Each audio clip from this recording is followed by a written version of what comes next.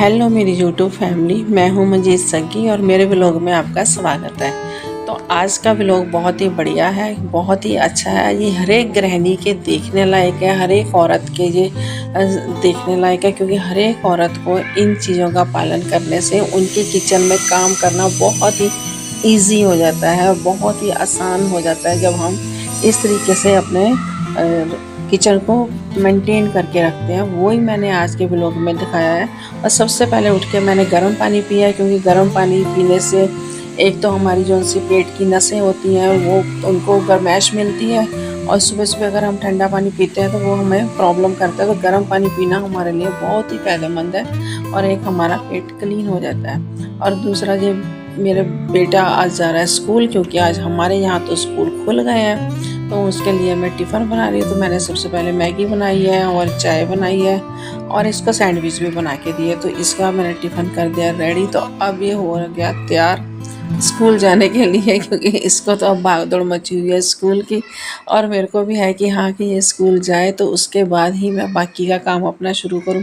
पता क्या है, बच्चे जब ना तैयार होकर स्कूल चले जाते हैं ना, माँ भी थोड़ी ना फ्री सी हो जाती है। जब तक बच्चे घर में थे तो इन्होंने अत कूटी हुई थी।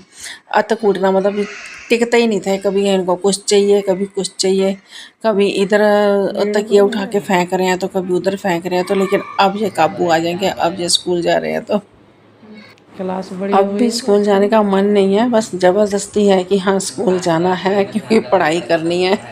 लेकिन इनको है कि अब छुट्टियां हैं, अब भी और हो जाएं ताकि हम घर में आराम से रह सकें। लेकिन यहाँ पे हैदराबाद में पहले ही छुट्टियां पड़ जाती हैं अप्रैल में, तो फिर ये जून में स्कूल खुल जाते हैं। तो इसलिए अब जून की 10-12 हो गई है, तो अब स्कूल खुलने ही खुलने हैं। हर पूरे हैदराबाद के स्कूल खुल जाते हैं। हमारी सोसाइटी में शोर शराबा बहुत हो रहा है, क्योंकि काम चल रहा है इधर उधर, तो थोड़ा सा एडजस्ट करो। तो ये भी अब मैं किचन में आके, तो किचन में मैं बर्तन वगैरह टिकाने लगी हूँ, ताकि मैं किचन की अब सफाई कर दूँ। उसके बाद फिर मैं अपना नहाना धोना करना शुरू करूँगी। एक बार किचन साफ़ हो जाती है ना, तो उसके बाद फिर टेंशन फ्री हो जाता है। मेरी किचन एकदम से क्लीन हो गई, तो अब मैं नहाने जा रही हूँ। नहा के आके पाठ पूजा करके फिर मैं दोबारा किचन में आऊँगी, क्योंकि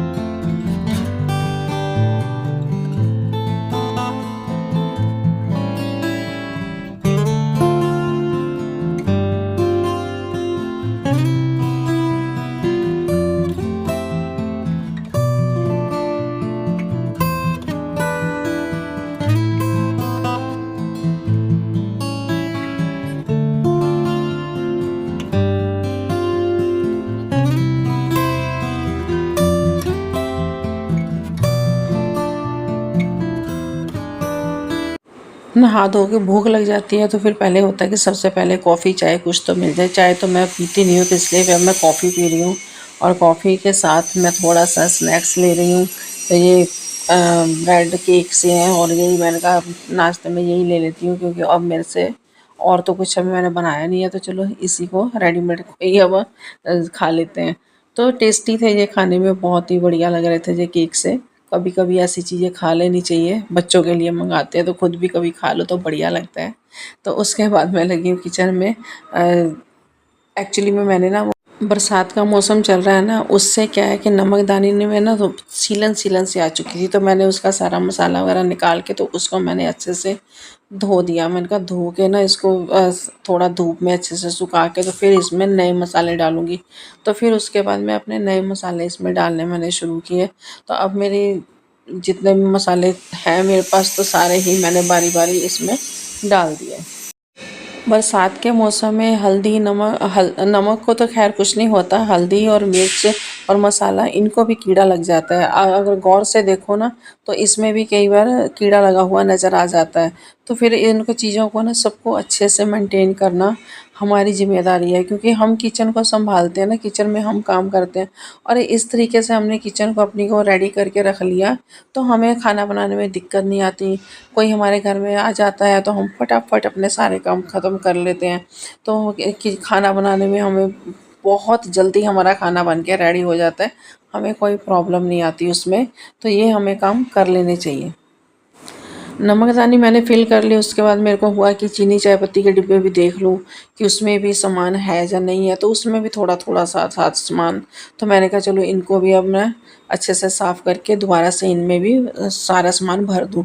पता है क्या है कि जब नया महीना चढ़ता है ना, तो हर एक सामान को हमें देखना पड़ता है भी क्या है किचन में क्या नहीं है। उसी हिसाब से हम राशन लिस्ट बनाए तो उसी हिसाब से हम लेके आए। लिस्ट बना के अगर हम कोई चीज़ लेके आते हैं तो हमारे लिए बहुत ही फ़ायदेमंद होता है, क्योंकि फिर हमारा ना ज़्यादा खर्चा नहीं होता। हमें ये होता है कि हमने वही वही सामान लेना है जो जो हमारी ज़रूरत का है। तो मैं हमेशा ही अपने लिए एक लिस्ट बना लेती हूँ, तभी मैं राशन लेके आती हूँ। तो मैं जब महीना स्टार्ट होता है, जैसे फर्स्ट सेकंड थर्ड जो भी होती है, तो फर्स्ट वीक में मैं अपनी पूरी किचन को एक बार ज़रूर अच्छे से चेक कर लेती हूँ और फिर मैं उसमें अपना वर्क करती हूँ। बहुत से काम ऐसे होते हैं जो हमें औरतों को ही देखने पड़ते हैं। किचन की एक एक चीज़ को हमें ही उसको कंट्रोल में करना पड़ता है कि हाँ किस में क्या ख़त्म है, किस में क्या ख़त्म है, तो वो खुद को ही देखना पड़ता है। चाहे आप किसी भी टाइम उसको फिल करो डिब्बों को, लेकिन करना खुद नहीं है। हर जिम्मेदारी हमारी है। किचन की जितनी जिम्मेदारी है वो लेडीज़ की है, उसमें किसी का कोई रोल नहीं है। जेंट्स ने किचन में आना ही नहीं है। आना है तो सिर्फ अपनी एक कप चाय बनानी है या कॉफ़ी बनानी है और बस। उसके बाद डिब्बे में चाहे चीनी है चाहे नहीं है, नमकदानी में नमक है चाहे नहीं है, वो हमने ही करना। ड्रम में आटा है चाहे नहीं है, चावल है चाहे नहीं है, वो सारी लिस्ट हम लेडीज़ को ही पूरी करनी होती है। तो बताओ क्या करें, करना पड़ता है ना, तो ज़रूरी है। तो यही हमारी एक अच्छी आदतें होती हैं जब हम अपनी किचन को अप टू डेट रखते हैं। अप टू डेट रखने से हमारा ये है कि हमारा टाइम बहुत बचता है कुकिंग करने में, और फिर हमें जल्दी जल्दी कुकिंग हम कर सकते हैं। इसमें हमें टाइम वेस्ट नहीं करना पड़ता, चीज़ें ढूंढनी नहीं पड़ती। तो इसलिए अपनी किचन को अप टू डेट रखते हैं तो फिर हमारा काम एकदम से आसान हो जाता है। कोई गेस्ट आ गया घर पे तो भी हम बड़े आराम से हम अपना काम कर सकते हैं, तो हमें कोई प्रॉब्लम नहीं आती थी। सास हो, माँ हो, बहू हो, बेटी हो, सबको ही अपनी किचन को मेंटेन करना आना चाहिए।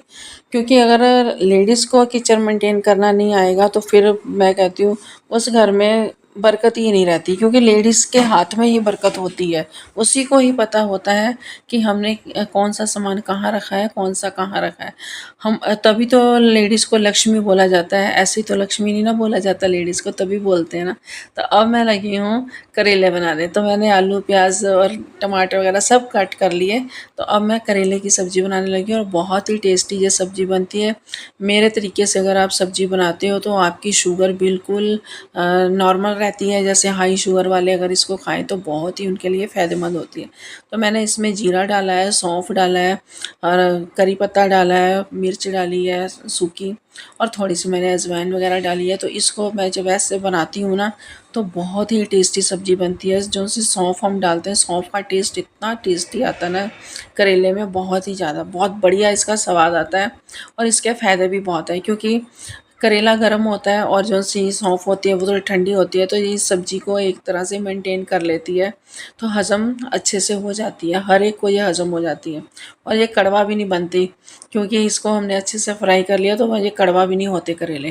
तो अब ये इसको मैंने नमक मिर्च हल्दी इसमें डाल दी है। तो साथ में ही मैंने अब इसमें प्याज लंबे लंबे काट के डाल दिए और साथ में ही इसमें मैंने आलू काट दिए।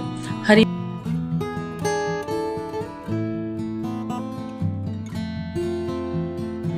हरी मिर्च है तो हरी मिर्च भी आप डाल सकते हो, अगर आपको जो जो आपको पसंद है वो डालो। अगर लाल मिर्च पसंद है तो लाल डाल लो। सब इसमें डाल के तो इसको अच्छे से हम फ्राई कर लेंगे। और फ्राई हम इसको ऐसे करेंगे जैसे थोड़ा से ब्राउन हो जाते हैं ना, उस तरीके से इसको फ्राई करना है। बिल्कुल कच्चे कच्चे से नहीं रखने, जैसे हरे हरे से नहीं रखने। हरे हरे रखेंगे तो वो कड़वा रहेंगे। तो ये मेरे करेले एकदम से बन गए हैं। तो इसमें मैंने अब गरम मसाला डाला है। गरम मसाले में मैंने लौंग और इलायची, बड़ी इलायची और सूखा धनिया, जीरा, ये सब मैंने पीस के इसमें रखा हुआ है। तो वो फिर मैं इसमें डाल देती हूँ। तो अब देखो करेलों का टेस्ट कैसा बना है, शक्ल कैसी बनी है। टेस्ट तो आपको खा के पता चलेगा जब आप बनाओगे।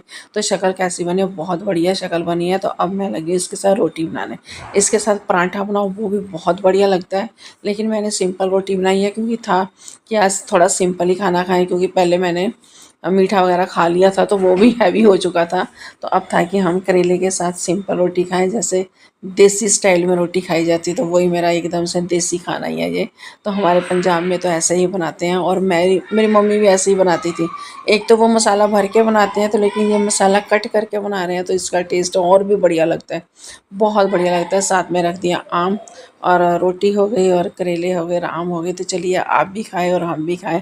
लंच आज इसी का करते हैं बढ़िया सा। तो कैसी लगी आपको मेरी वीडियो, तो वो आप बता देना जैसी भी लगी है। अच्छी लगी हो वीडियो तो एक लाइक ज़रूर दे देना, और एक शेयर ज़रूर कर देना, और एक कमेंट करके ज़रूर बताना कि आपको मेरी वीडियो कैसी लगी। बस यही उम्मीद करती हूँ आपसे।